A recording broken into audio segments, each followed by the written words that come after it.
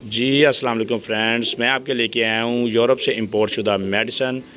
ऊपर लोगो लगा हुआ है। अगर किसी दोस्त के कबूतरों को या मुर्गियों को या किसी भी किस्म के परिंदों को रानीखेत का इशू आ रहा है या आंखों में जाला आ रहा है या इसके अलावा लकवे जोले का मसला है, सोकड़े का मसला है, हत्ता कि यहाँ तक कि किसी भी किस्म का मसला है, तो सब बीमारियों का बाप आ गया जी। इन सब का तोड़ आ गया। ऑक्सीवेट 20% 50 ग्राम, अरिथ्रोमाइसिन 227 ग्राम का पैकेट।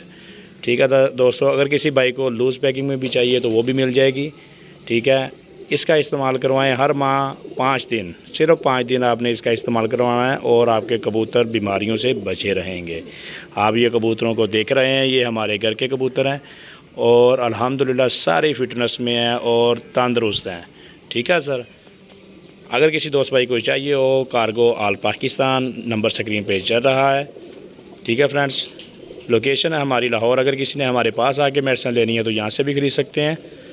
अगर किसी दोस्त भाई को और भी मज़ीद मेडिसिन चाहिए हो, विटामिन वगैरह, या और कबूतरों को जो उड़ के आते हैं उनके लिए मेडिसिन चाहिए हो तो वो भी आपको मिल जाएगी। ठीक है दोस्तों, उम्मीद करता हूँ वीडियो पसंद आई होगी। अल्लाह हाफिज़।